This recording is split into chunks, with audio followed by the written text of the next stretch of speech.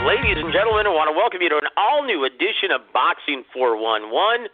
Guys, we want to thank you for tuning in on this special Thursday night episode. Before we move forward and introduce the star of the program, we do have to remind everyone that the show is brought to you by FightSaga.com as well as Box.Buzz, Box.Buzz. For all the latest boxing news, guys, go visit Box.Buzz. But, guys, this would not be an episode of Boxing 411 without the counsel of our, the modern-day Boxstradamus, our very good friend, Rodney Green. Rodney, how you doing this evening, sir? Man, I'm doing well. Feels like I've been gone way too long, so I'm excited to be back, sir. We're excited to have you, Rodney. God bless you, brother. And, we really are looking forward to your insight on a lot of the things that have transpired since we last spoke. Yes. First of all, I want to congratulate you, man, on that near-perfect prediction you had on Kavalyaskis versus Zuski. You chose a 7th-round TKO, and he almost did it, and he, busted him up and ended up knocking him out within the first 10 seconds of the 8th round. So that improves your record to, 8-0 now? Yes, sir. Well, we've got 2 more predictions coming up at the end of the show, at the tail end of the show, and that's going to be the big fight cards coming up on Showtime and ESPN Plus, respectively. But first, we've all been waiting for this, Rodney. We need to hear your thoughts on the Canelo Alvarez lawsuit that was filed last Tuesday and was, subsequently thrown out of court because it was filed incorrectly by his attorneys the following Friday. Now, once again, this is something that greatly affects the landscape of the boxing industry here in North America, but, all around the world. You're talking about DAZN USA now. Consequently, they're not making any decisions until they wrap this up or settle this, because it was just announced from Eddie Hearn that the rematch, indeed, between Alexander Povetkin and Dillian Whyte is indeed going to take place the same day as Spence Garcia across the pond on November 21st. But that was announced for Sky Sports pay-per-view. If you look at the fine print, DAZN has not agreed to distribute this in the U.S. as of yet. That speaks volumes how this is affecting the DAZN fight calendar. What are your thoughts on all of this, Rodney? I think we could actually foresee something like this materializing, and could be a situation where the relationship or business relationship from this point forward could be beyond repair, in my opinion. As I said, DAZN, when they signed Canelo, he was the, he was the pinnacle piece. He was the flagship of their brand, and I don't think they really got that quite investment on their return they was looking for. And now you have COVID that has really interrupted just the way of life, whether it's in sports or, just everyday life.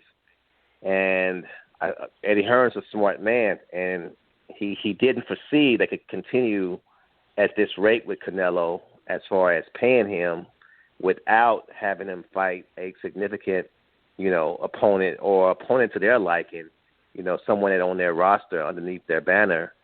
I think it's a lot of frustration that has happened, and something happened to where they reached a boiling point or a tipping point, and it's getting ugly, though. It's getting ugly, and if I'm a betting man, we won't see Canelo no time soon, definitely not this year.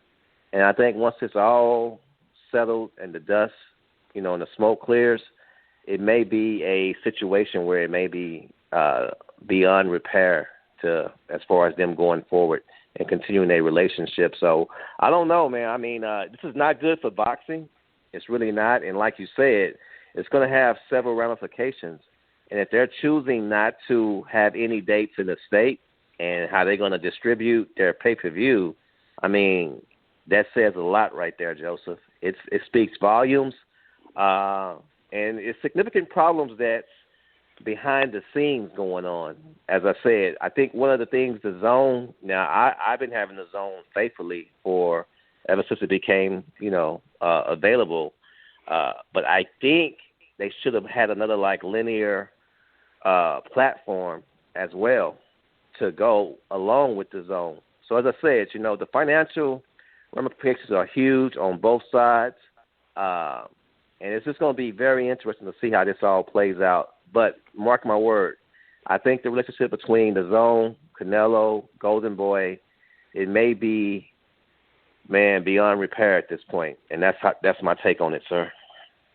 You know what? Very well said, brother. And you very well may be right. It may be irreparable at this point, because. And think about what a dramatic impact that has on the sport. 2019 was one of the best years that we've had in boxing in a while in terms of how many events we saw on all of those platforms. It's almost like, aside from the broadcast team with Jim Lampley, Roy Jones, Max Kellerman, or Andre Ward, rather, the boxing really didn't skip a beat when HBO exited the sport because of DAZN. Now think about that. Golden Boy is completely reliant on DAZN for all of their dates to feed all of their hungry fighters in their stable. Yep. Now, what DAZN was giving Golden Boy was 2 Thursday night fight cards every single month, as well as a championship fight card for each one of their headliners or their champions, right? So that's 36 fight cards per year that Golden Boy relied on from DAZN. And that's not even consideration for Matchroom Sport and all of their fight cards. So you're talking about, if DAZN decides to get out of the boxing market in America, you're talking about between 50 and 60 cards per year that boxing is going to be doing without. So if you're Golden Boy Promotions and they have a roster of over 80 fighters, and then you look at Matchroom Sport, who's going to pick up the slack? Does Showtime have that money currently? Are they willing to invest that much more money in boxing at this time? Well, no, they're not. Is Fox? No. Heyman can't even support. He doesn't even have enough dates to support his entire roster of clients. And then ESPN, well, they're in bed with Top Rank. They're already giving them between 60 and 80 dates per year. So a lot of fans are kind of siding and being sympathetic with Canelo, but they're not thinking about how this is going to affect the entire sport of boxing if DAZN says, you know what, screw this, man. We're just going to get out of the boxing market in America. It's not worth it. Think about that. And I'll say this. Canelo, and once again, someone needs to sit him down, and I'm hoping that Golden Boy, and it's in the Golden Boy contract, as we were just educated by Maestro James Gogi, because he's had a lot of fighters that he's managed and trained that have signed with Golden Boy, and he's very familiar with their contracts. And he stated on this past Sunday night show that it's a standard clause in their contract that rather than in the case of a grievance or a discrepancy or a dispute, that this goes to automatic arbitration with the California State Athletic Commission rather than going to litigation. So I'm hoping that Golden Boy can sit down with Canelo sooner rather than later and talk some sense into him. Because I guarantee you, someone is whispering in the mind of, or in the ear of Canelo, and is telling him, oh, look at PBC, look at Al Heyman. Oh, Al Heyman doesn't have this problem with any of his clients, or his clients don't have this problem with Al Heyman, but look at Golden Boy, man. They're doing what's best for DAZN. They're playing sides. Yeah. Well, Golden Boy's a promoter. Al Heyman is an advisor, and this is one of the things that we brought up, seemingly every single week on your show. Al Heyman, and he doesn't necessarily do what's best for the sport. He always, and this is his obligation as an advisor, right? If you're Shelley Finkel or Al Heyman, your primary obligation is to your client, and the network and the promoter a very distant second. So Golden Boy, Canelo doesn't realize, well, I'm not Al Heyman, Oscar. Oscar's, should tell him, look, man, that's what your manager's for. That's what your advisor's for. Yeah. That's their obligation to do what's. We have to do what's best for everybody, including the 80 other fighters in our stable. Here's the problem. Canelo generates 94% of their gross income every single year. Yep. So Canelo expects the red carpet treatment. I'm sorry, your thoughts on this? Well, here's the thing that what makes it such a messy, squabble, in my opinion. Golden Boy and Canelo hasn't had the best relationship as well either. Okay? Mm-hmm. That's been well documented. Now you throw in this twist with, Eddie Herron and DAZN. Well, you have a lot of disgruntled entities, okay? And that's why I say, I see no happy ending, but if I'm Canelo, you have to understand the landscape that we're in right now as far as boxing. And, he has this he has this expectation to where, no, I signed, and this is what I'm entitled to regardless, but not really understanding, like you say, the contract or, the current state of affairs. And I just don't see Canelo budging off of that, though. I think in the perfect world, we would love for him to concede and talk, we could talk sense. But as I said, he truly believes that he's worth every penny, and he doesn't want to budge. And I'm sure his advisors are telling him that, you know what, you are the main attraction. You are the, you are the mothership. And again, that's why you're seeing a lot of things already starting to kind of play out due to this, fiasco, whether it's Oscar talking about coming back or whether, Eddie Hearn ready to it's going to have major impact. And like I say, I don't see Canelo Alvarez in the boxing ring no time soon. I really don't. I just don't see it.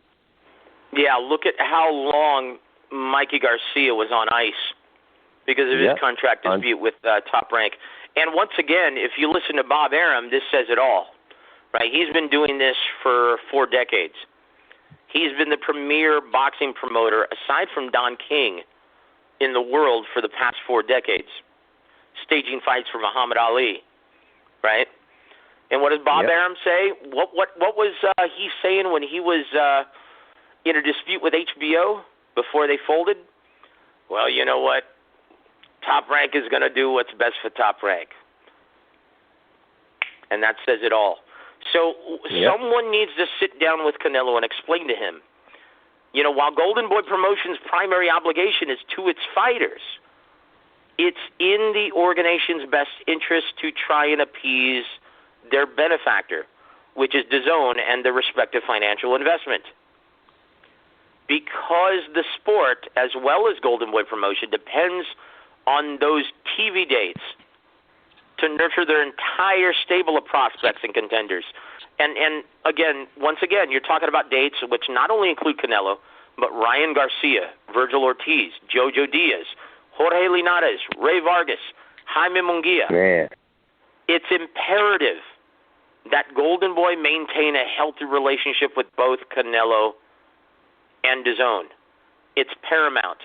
That's what he doesn't get. Now, here's the quandary. For Golden Boy, if you're Oscar, you're sweating bullets right now because here's the quandary. Man. Without Alvarez competing as a Golden Boy fighter, how hard do you think it's going to be, Rodney, to broker the best possible deals for the other talent at Golden Boy? Oh, man. And then without DAZN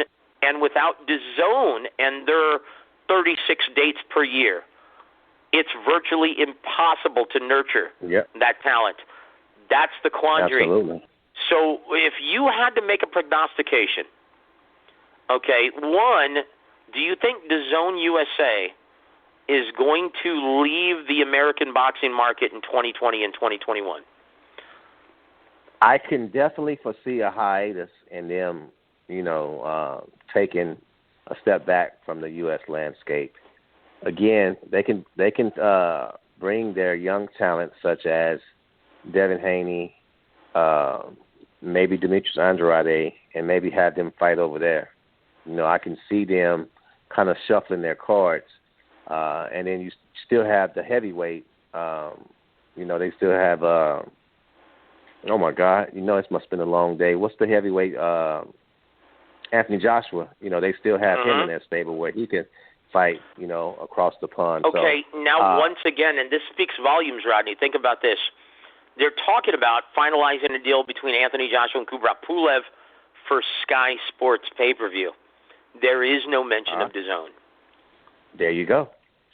Okay, and Golden Boy, prior to this incident, right, this lawsuit filed, they were in the process of finalizing deals with DAZN for Jaime Munguia to come back in October and for Ryan Garcia to face Luke Campbell in November, but there's been no mention of that since. Yep. DAZN is completely hijacking. They're holding this hostage, and they're saying, nope, we're not going to make any more dates until we finalize this with Canelo. See, this is everything. This is the entire ball of wax for DAZN. Rodney, yeah, this doesn't look good for the sport of boxing, brother. No. And you really feel bad for the young talent that, some of the, ones who are the future of the sport, where they have to suffer and get caught up in the crosshairs of this BS, in my opinion. It's not really BS, man. It's just business, and at the end of the day, like I tell folks, sometimes you can see things on the surface and you think everything is rosy, but you never know what's going on behind the scenes, whether it could be financial issues, it could just be, chemistry issues, and at some point they begin to surface, and I think we're seeing that now on all sides, though,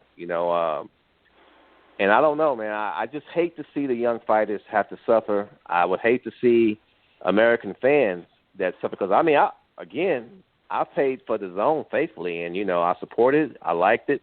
It was a good way to, again, we didn't really lose anything with HBO. We was able to have that transition and go right to DAZN. So it's definitely going to have a effect as far as, viewership and just, not to have all those dates, man. That's a huge, huge blow. And like I say, the fighters will really start to feel the effects as well, too, as this thing, drags out. Well, and so I'm going to read this. This is a comment from our very good friend Antonio Luna, and he wrote this in. He wanted to ask you this, Rodney. Antonio Luna from Long Beach, California. Thanks for tuning in, brother. He says, Rodney, does anyone in the boxing community, PBC, Top Rank, DAZN, or Golden Boy Promotions, have the cojones to prove Dana White wrong about his recent comment stating boxing is a dying sport? And in case you weren't aware, I'm going to read those comments to you, okay? Okay. Now, he was asked at a recent press conference for an upcoming UFC event, and a writer said, hey, what do you feel about DAZN wanting Canelo to fight Masvidal or Khabib on DAZN sometime in the near future? And Dana White said, quote, that's effing hilarious. I don't even know what to say to that. That's just hilarious. But are you shocked? That's the state of boxing. It's really where those guys are at. But to be honest with you, I don't even know what to say about that. And he went on to talk to a promoter or another reporter afterwards and had this to say. He said, it wouldn't surprise me. I mean, it's so mismanaged over there. He said every event in boxing is like a going out of business sale. in which the promoters are trying to get as much money as they can from the network from each and every event. They're not thinking long term, and you can see that. End quote. Rodney, knowing the business as well as you do, can you disagree with anything that Dana White just said? Not at all. I can't disagree. I would like to, but I mean, the truth is our most valuable possession. But see, this didn't happen overnight. It was certain events that's transpired through previously, and it's only continued to snowball, in my opinion. It's like he says, you're trying to do any and everything to, sell the sport, even if it means losing its integrity, even if it means getting retired Hall of Famers to come back and fight. And when you start doing that, man, you start to somewhat compromise your product, in my opinion. And in the meantime, you have UFC. It's just business as usual. Another successful event. And, they have the audience, they have the base, they got the groundswell of support. It's like boxing now. We have to almost manufacture that support or to get an event, and that's a huge problem. It really is. And, we need to do something quick. And like you said, a few weeks ago, if we don't make some changes, then it's the possibility that we won't have boxing or be able to view boxing as we have previously or as we know it. So it's heading that way unless something major happens, and it's several mitigating factors. I think we can start with some of these overinflated salaries. I think, too, Floyd Mayweather, set such a trend, a negative trend for the sport that it started, it permeated so much in the boxing landscape that it still has an effect today, to be honest. And as I said, it has a trickle-down effect, and it appears our sport is somewhat crumbling. And unless the powers that be can come together to stop the bleeding, man, it can be big trouble, Joseph. I really do believe that. Well, if boxing is going to survive this pandemic, well, it's going to do so on the back of, the Hall of Fame promoter, last of the Mohicans, after Don Chargan passed away. The two last great remaining Hall of Fame promoters left, because Don King is retired, guys. The two left are Russell Peltz, semi-retired, and the Bob father, Bob Arum, who is steering the course at ESPN. Think about all the dates that he has. Think about the fact that he was the first one to come back during this pandemic, right? Yeah. So it's going to take a collaborative effort with Bob Arum and everyone else in boxing. Eddie Hearn, Golden Boy Promotions, and Al Heyman is going to have to start thinking more realistically about what's best for the sport of boxing, not just what's best for his clients' bank accounts. That means he has to approach inter-promotional matchups a lot more realistically than just sending a bullshit $10 million offer for a Keith Thurman fight with Terrence Crawford. Realistically, they're going to have to sit down and say, how can we make these matchups happen? Right? That's it. But as long as Bob Arum has a collaborative and happy and relationship with ESPN, that's the key. That's the key. Also, don't discount Heyman's relationship with Fox currently. That is huge as well. That's going to be the saving grace of boxing if there is one, because it's obvious that Canelo wants what he wants and is not looking any further past that. I'm sorry, your thoughts, absolutely. Rodney? Well, also, too, just to piggyback this on the Bob Arum, when you have a fighter like Canelo, it's a gift and it's a curse. Because, again, you have a monster, but that monster has to be fed. Okay, Bob Arum doesn't really have that problem. Now, he has some good fighters, great fighters, and Bud Crawford and some nice young guns that's coming up. Vasily Lomachenko, Teofimo Lopez. Yeah. But, he doesn't have to have that magnitude to say, okay, I have to be able to pay them $40 million, 38, 60, whatever it is, He doesn't have to have that type of burden on him, which, again, makes life easier for him, in my opinion. And he's landed on his feet in a good place, and he has his fighters, and they'll be able to get those dates. So, man, it was a stroke of genius for Bob Arum to use that platform. And, again, I like the product, and hopefully it continues to sustain. So, in the perfect world, but, we're asking Al Heyman, who's been in boxing all these years, and only has done boxing one way. One way, he has put people out of business. He has, again. How's boxing on Versus, Rodney? How's boxing on Spike? Man, Spike TV. How's that going? Man, a joke. They'll never have anything to do with the sport again of boxing, So, again, now I don't know the current relationship or the underbelly of what's going on with Fox, but, man, if that doesn't work out, boxing is really in serious trouble. Yep. Yeah, so it's not a,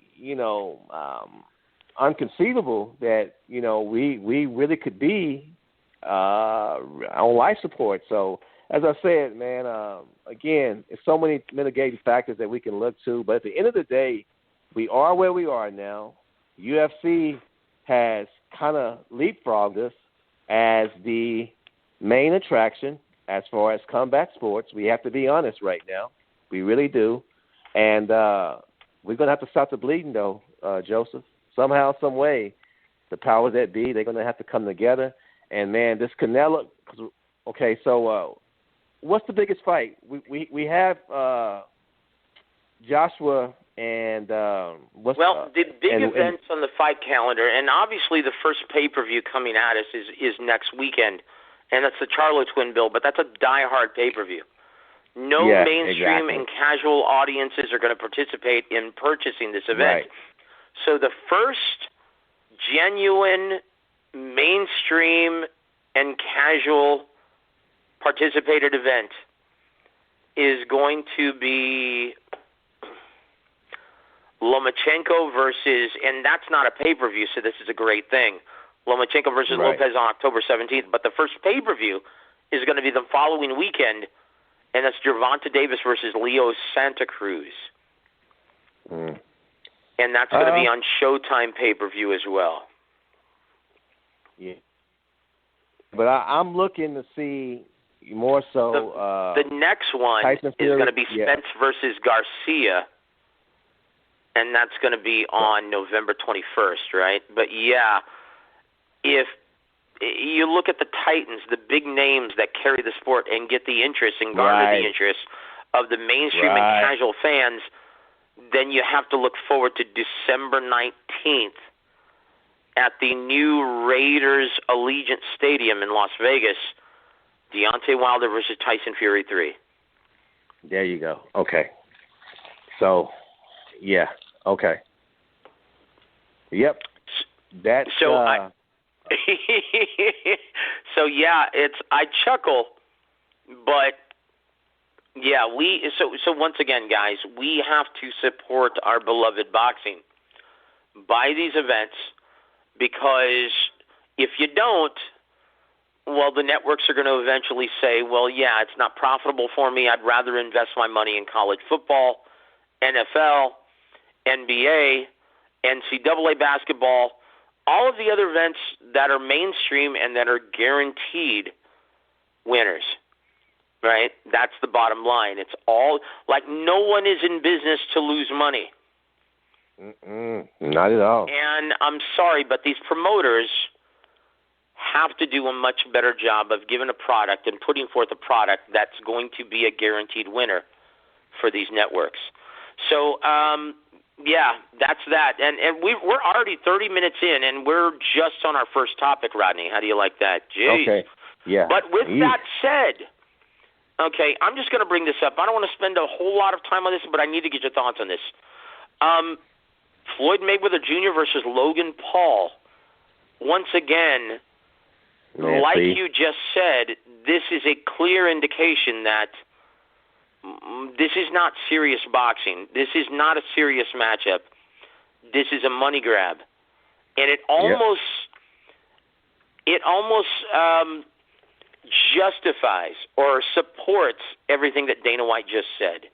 Your thoughts on the potential Floyd Mayweather Jr. versus Logan Paul in December? Jeez. Well, just real quick, man. Floyd, I wish he would have left earlier. And to echo on that even more, man, I mean, it's just somewhat a travesty for even to come back, man, and continue to make a joke of the sport, though. You know, just to get some money, man. I mean, to me, it gives the sport a black eye. I think when you do that, you kind of stop taking the sport serious, though, because you're dealing with a guy who's clearly just coming back for the money, and you're also dealing with a guy who's a YouTube sensation, okay?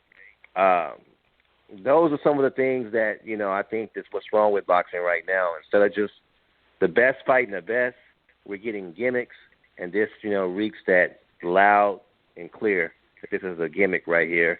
And I think the fans are not stupid either, though. So it's going to be interesting to see if this if this goes through. It really will be.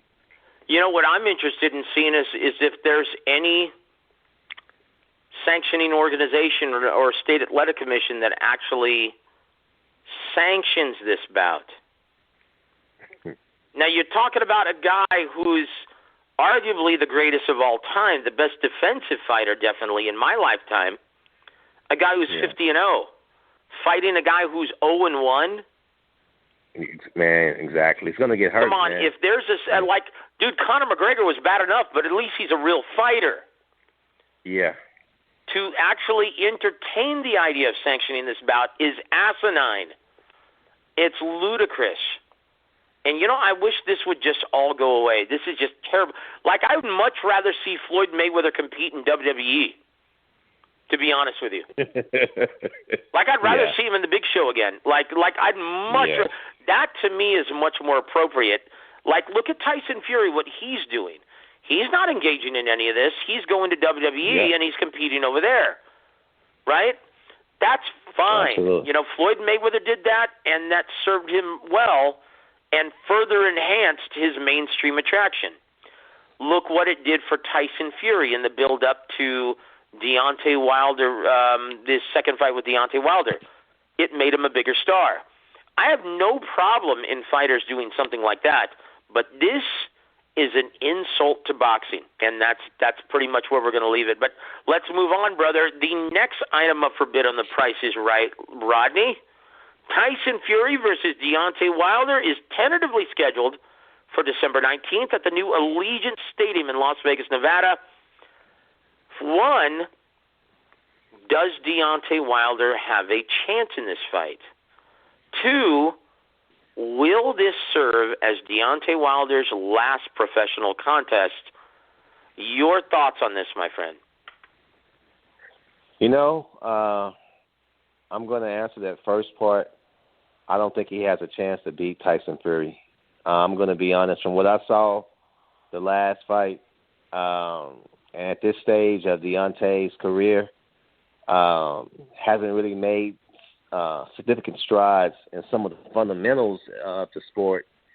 I just don't see him being able to make those changes overnight or in the last 6 or 8 months since he's fought. With that being said, as far as it being his last fight, I don't think it'll be his last fight, win, lose, or draw. I think he's still an attraction, and he still has some heavyweight fights left in him that they can make that I think that would be very profitable for him. So I just, don't take that it's going to be his last fight serious. But as I said, as far as the first part, I don't think he can beat Tyson Fury from what I saw the last time. I think I give him a very slim chance. of beating Tyson, and I just don't foresee it. I really don't. Well, you may be right, but once again, this is the heavyweight division. Where, in the lower weight classes, whenever you say someone has a puncher's chance, that's virtually right. slim to none, right? But in the heavyweight division, when you say someone has a puncher's chance, that's actually something. Now, again, we read a quote, and it was reported by DAZN News, right? Deontay Wilder's apprentice, a gentleman that he's currently mentoring, a Nigerian heavyweight, and I don't want to murder his last name, so I'm going to refer to him as Raphael A., right?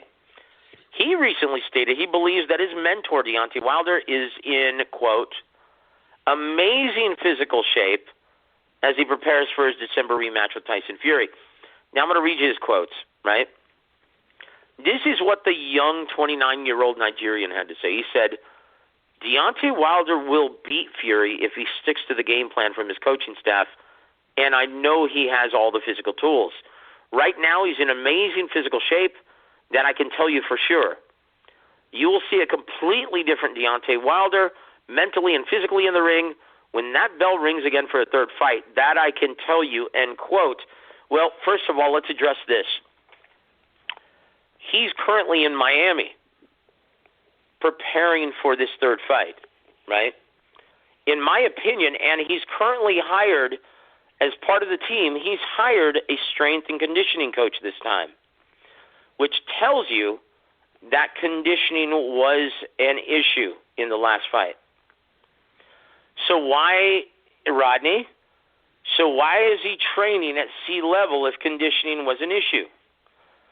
Don't you think he should be training with our man Gogi in Leon, Mexico at 5,000 feet in altitude? Like Big Bear Lake, California, somewhere.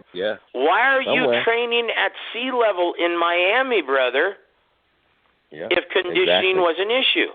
And in your opinion, right?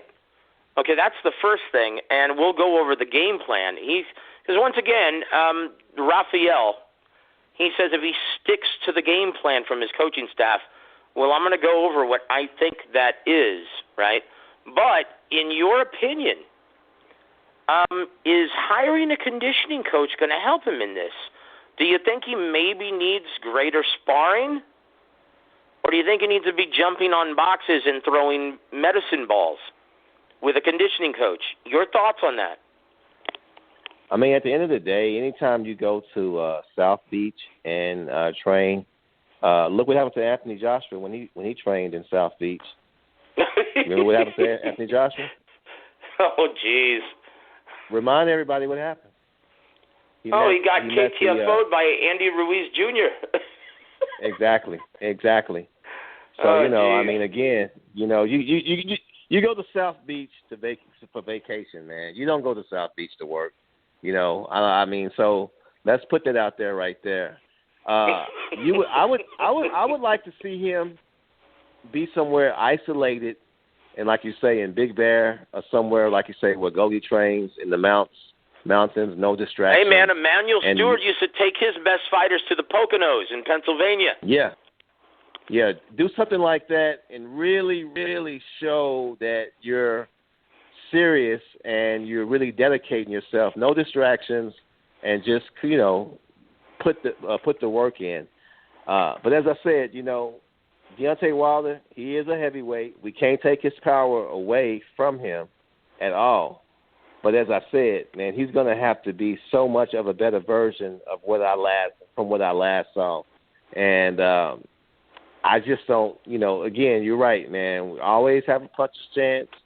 But Tyson Fury, I think, he's a more confident fighter. And I think he's going to continue to put the pressure on Deontay, take the fight to him. And I look that it possibly can be the same result, maybe even knock him out sooner if Deontay is not totally prepared. So training in South Beach, though, man, that doesn't give me a vote of confidence at all. And like you say, he's hired a conditioning trainer. But come on, man, in South Beach right now? That's a cool breeze right there, Joseph. It's no humidity.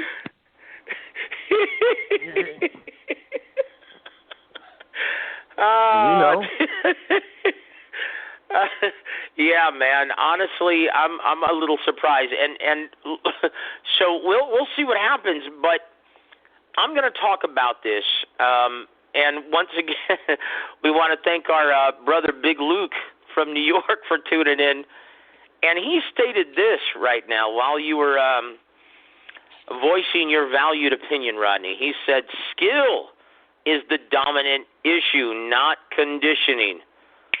Couldn't have said it any better, Big Luke. And thank you for joining us tonight, brother. That's true. And yeah, you're right on the money. I'm sorry. Go ahead, Rodney. And that's right. I saw just a totally different level of skill than my last fight. I truly did. And I saw a fighter who lacked confidence for the first time in his career, Deontay Wilder. He truly he looked beaten. He looked defeated. And he was a fighter with no confidence. So, he has a lot to, work on and improve if he's going to change the outcome. So, but nevertheless, though, there will be one fight that I guarantee you will be getting our money, though. I definitely will be tuning in. Believe that. Indeed. I really look forward to that fight happening because, once again, and you nailed it, Rodney, just the attraction of getting the mainstream and casual sports fans involved, that's huge for the health of the sport. Okay, and that's what it's going to take, guys, going back to Antonio's question, to prove Dana White wrong. We've got to get the mainstream and casual sports audiences involved. But going back to the strategy part of it, and once again, this gentleman seems convinced, and I'm talking about Rafael, the young heavyweight fighter who's currently under the wing of Deontay Wilder. He said, if he sticks to the game plan, I know he's going to win. So what would that game plan be?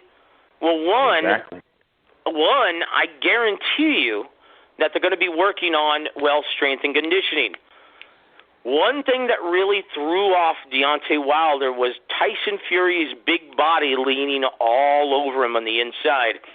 He had never experienced this as a professional, and he didn't know how to handle it, and he blamed it on his suit, on his costume.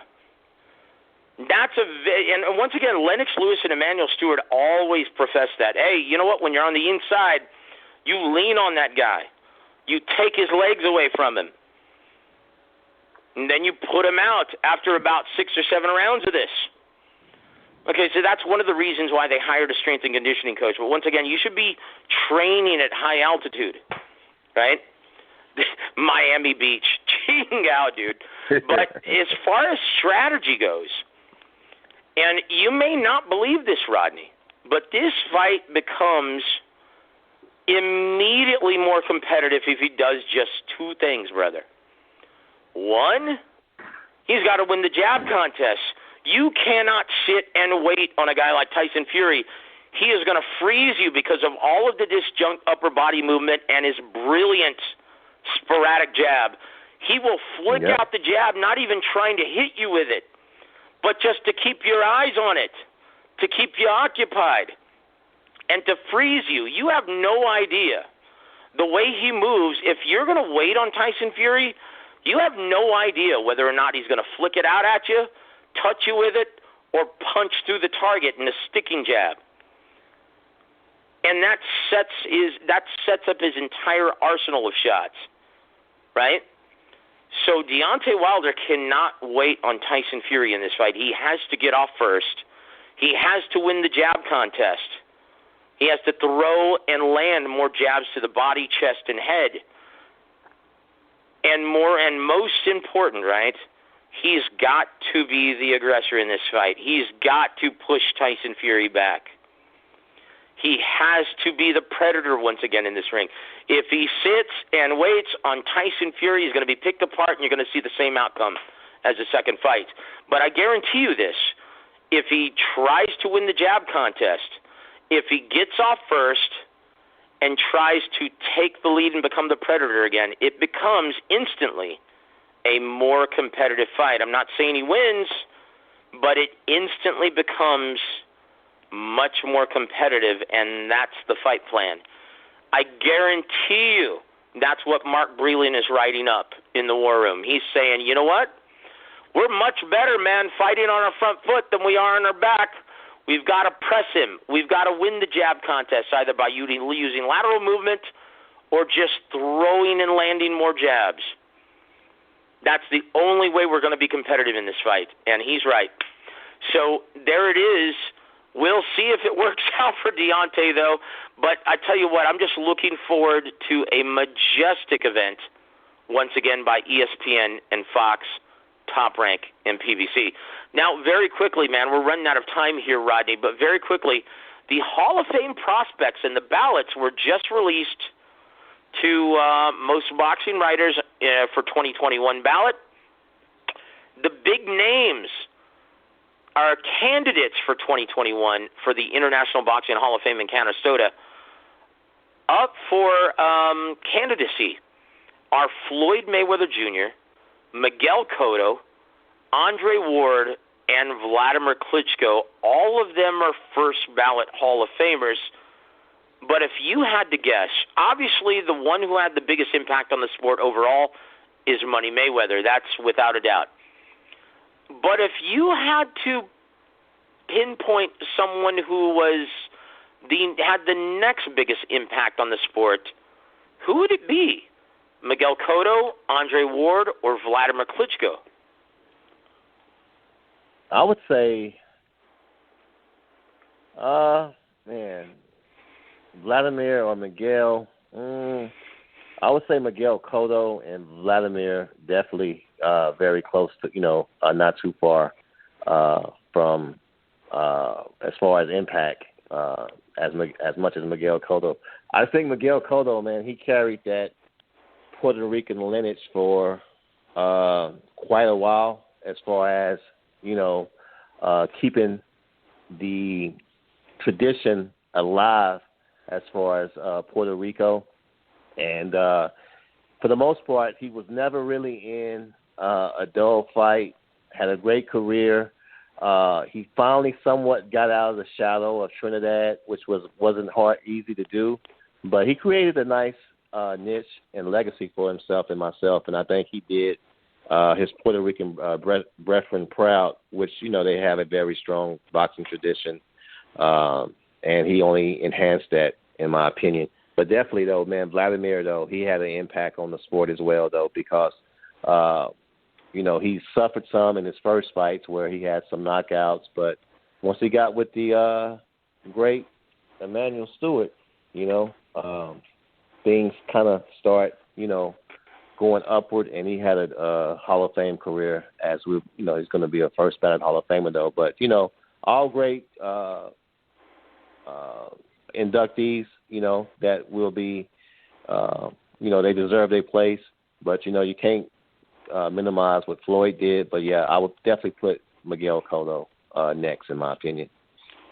You know what? In the States, you are absolutely right. He was a genuine pay-per-view headliner. He turned into a legitimate star of boxing. And because of how HBO cultivated him. Yeah, absolutely. It's like if you're ever going to study, right, how to cultivate and nurture a blossoming prospect into a legitimate star of the sport, well, you just look at the resume and you look at the path that Top Rank took with Miguel Cotto.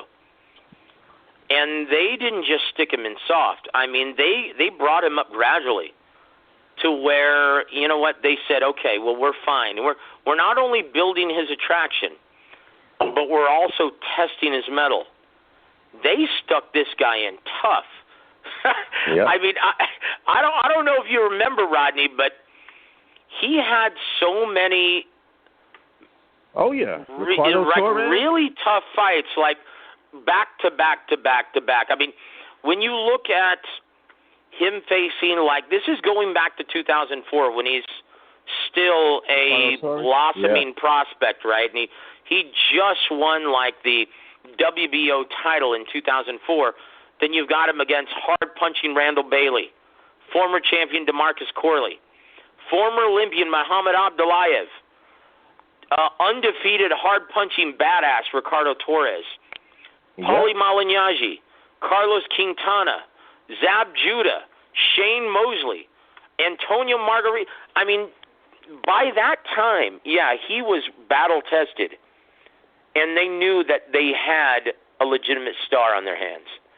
Like, Top Rank did an amazing job in nurturing this gentleman's career. Like, you couldn't have written it up any better. And this is what I always point to whenever I'm talking to a colleague or talking to a young fighter about, or even a young promoter about how to nurture a prospect. You have to test him. You can't just stick him in easy fights. Because one of the criticisms of Al Heyman before he actually signed and started working with Tom Brown, a brilliant matchmaker and a great boxing mind, before he did that, what he would do, and this is the problem with Erickson Lubin, who's going to be fighting this weekend, what he did with Erickson Lubin is he put him in a bunch of easy showcase fights. Mm-hmm. Yep. And then immediately stuck him in the ring. Okay, well, here's your title opportunity. We're going to stick you in the ring with Jermell Charlo. How'd that work out for him, Rodney? Man, lights out. Boom. Man, I'm going to spit out my drink, man. Yeah, he took a nasty spill. He did, and it'll be interesting to see, if he ever, because, man, he was heralded as next, though. He had next. I mean, they had a lot of aspirations for him to really be one of the top dogs at PBC, and for him to lose in that fashion, it really made them question just, the validity of him as a true possible superstar fighter for that banner. So, yeah, like I said, we definitely found out about his chin. And, the results wasn't. Poor Erickson Lubin, but he gets his opportunity once again to fight once again on the big stage on Showtime this Saturday, and we're going to get into that right after this, guys. But Vladimir Klitschko, right? And I agree with you that Miguel Cotto was indeed had a bigger impact in North America, right? Much bigger star. He was a legitimate pay-per-view star. Vladimir Klitschko, though, had the bigger impact globally. This guy was a great ambassador for the sport. He donated to so many good causes. He was always a gentleman, even during press conferences, during his events, was always there for the media. He was the prototypical ambassador that you want to be the poster boy for the sport. And like you stated, after acquiring the services of Emmanuel Stewart, he went on an amazing run in which he defended his title 23 times successfully over the course of 11 years. Yep. That is truly historic. So congratulations go out, because there's no doubt that we're going to be voting for Vladimir Klitschko, Andre Ward, Floyd Mayweather Jr., and Miguel Cotto. They're first ballot Hall of Famers. Congratulations to that big four. What an amazing class 2021 is going to be. Rodney, we don't have very much more time, so what we're going to do is talk about these fights, because we need to get your prediction, brother. Right now, okay, you are sitting pretty at 8-0, but here's a real challenge. I like the odds matchups here, and once again, Top Rank, they just do it so well, man. You get a guy like Jose Pedraza, and this is Promotions 101, Rodney. What do you do with a guy who's a former champion, accomplished fighter, but he's not a ticket seller? Bob Arum, what does he say? Well, you have no choice but to stick him in tough. Try to increase his brand and attraction by sticking him in tough, even money fights in which he's got to be in a fight. So that's the case with former 130-pound title holder Jose Pedraza. He's going to be taking on the very game Javier Molina. Now, Javier Molina is a guy who used to compete at 147 pounds. Since moving down to 140, he's undefeated. He's won 5 consecutive fights, including a very impressive showing, his most recent outing, winning a comfortable wide decision against Amir Imam at 140. That's his most recent outing, and that was on the undercard of Deontay Wilder versus Tyson Fury 2, right? Right. So Jose Pedraza, since moving up to 140 pounds, he's 1-1. If you look, and once again, this is a head-scratcher. This is a virtual toss-up. Rodney, this is as tough as it gets in terms of who's going to win this. This is an even money matchup. You look at the handicappers, the betting lines. Right now, most betting lines have Jose Pedraza being the slight betting favorite at minus 175. Javier Molina is the live betting underdog at plus 225. Is going to be in your 10-round main event at 140 pounds on ESPN+. Rodney, this is a tough one, man. Who do you like, the more experienced former champion or the naturally bigger dog in the fight, Javier Molina versus Jose Pedraza? I'm going to go with Molina. It will be a tough fight, and again, it's a toss-up. But I think Molina has really settled in at that weight class, and he looked pretty. I mean, he looked pretty good against Iman as well. The last I saw, if he can replicate that performance, I definitely will give him the nod. So I'm going to go with Molina, sir. You know what, brother? That is a bold but I think very intelligent call. Because once again, man, Molina is the naturally bigger guy. And if you look at the way he handled Amir Imam, I can't blame you for basing this decision off of the Imam fight. Because if you look at the Imam fight, he busted him up at multiple ranges, not only from the outside, but on the inside. That's where I think Pedraza is going to have the hardest time with Molina. Not only is he a bigger guy, but he fights extremely well on the inside. He's very good at timing his opponents as they're trying to come in. So not only does Molina have the reach advantage, but I think he also has the better technique on the inside. Boy, this is a tough one. This is a toss-up. So I'm just going to mirror your sentiment, Rodney. I'm going to choose Javier Molina as well. Even though Pedraza is the former champion at 130 pounds, that's at 130. We're competing now at 140. Does he have the power to command that respect from Javier Molina? We'll see. But I think, and once again, credit to the guys from Top Rank, this is an even money fight and is going to be a great matchup. Now, while we're still on the ESPN page, this is now the first fight under the Top Rank banner for heavyweight former Ronnie Shields fighter, Efe Ajagba. Was this a smart move, moving from PBC and signing a multi-fight deal with Top Rank Boxing, in your opinion, Rodney? Well, as I said, as far as the heavyweights for Top Rank, they only really they do have a partnership with Tyson Fury, correct? Somewhat. Indeed, with Frank Warren, yeah. Yeah, so they have somewhat. Big Baby's not at Top Rank no more, right? Big Baby Miller. They cut him after he tested positive. Yeah.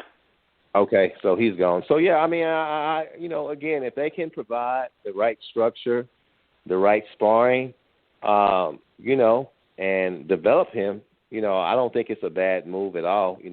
Again, they do have the TV dates, as we was speaking about earlier, on how important that is, though. So that's a good thing about him signing with Top Rank. You're a smart man, Rodney. I tell you what, the TV dates are everything, and that was the determining factor. Am I going to stay active? Am I signing with a promoter who knows how to cultivate stars in boxing? And that was it. Even though it meant,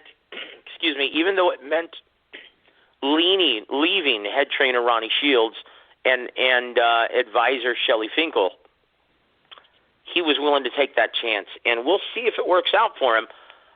It's hard to argue, though, the results that Top Rank has continuously generated over the past 4 decades.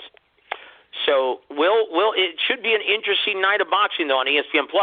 Now, guys, we're going to focus our attention now very quickly on Showtime. In my opinion, Rodney, I know this is your favorite prospect in boxing as well, we see the return of Jaron Ennis. Yep. On Showtime. And so I'm going to ask you this. And once again, I'm going to bring this up from Don Chargan, once again, the late, great Don Chargan. He stated, never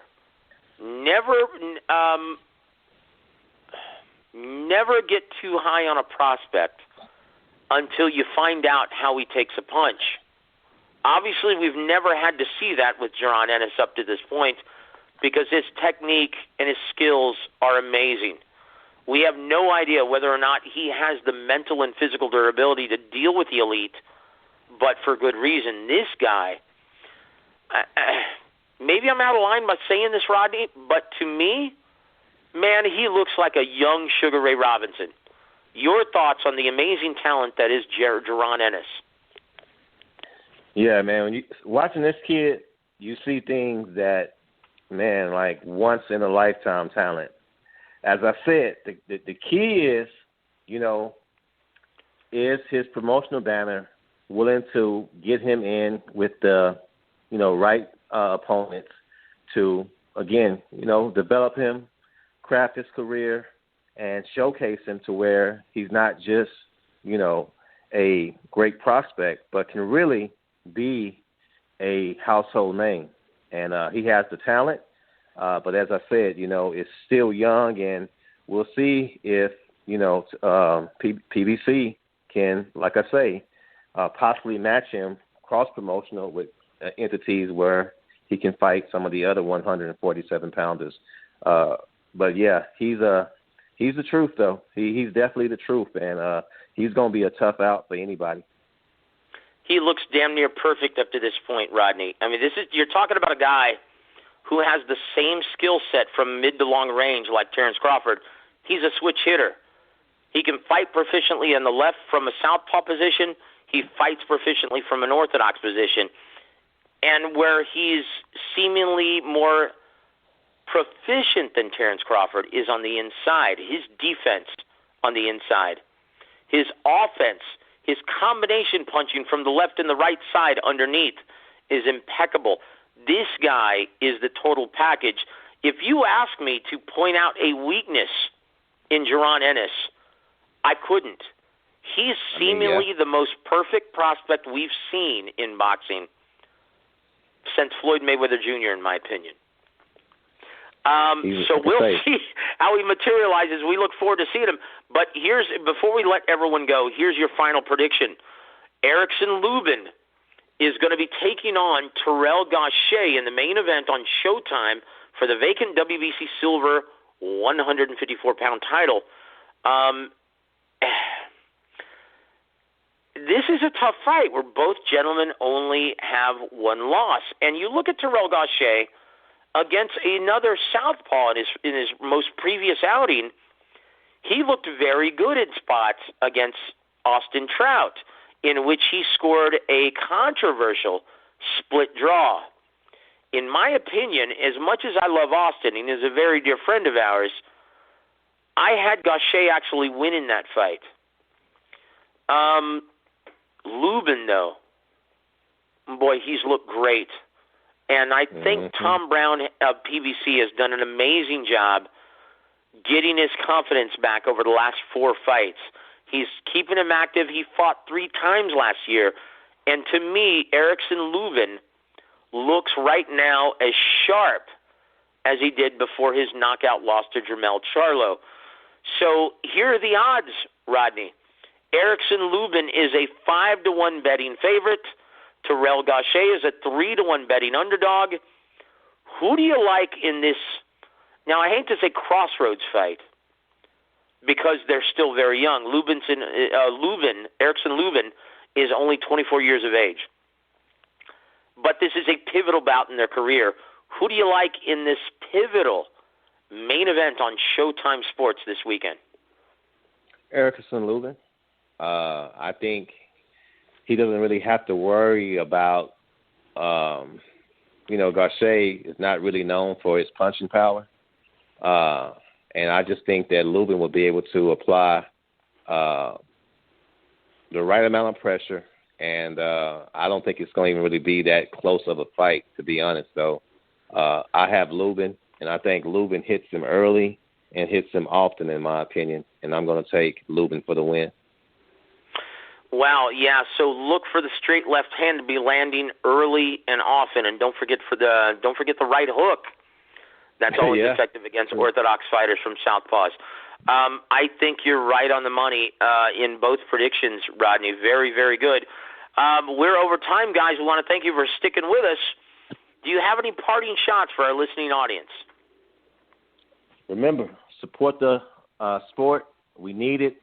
And we got some good fights, interesting fights coming on the next couple of weeks. And let's support these fights before we get ready for the big fight out there in the new Raiders Arena in Vegas, the heavyweight showdown. So if we can get some good action and some good numbers leading to that, man, all signs will be upward going to 2021. That's it. Guys, he's Rodney Green. You can hear him every single Tuesday night on Boxing 411. Thank you, Rodney. God bless you guys. That's going to just about do it. We want to thank you guys for tuning in. Have a great Thursday evening, everybody.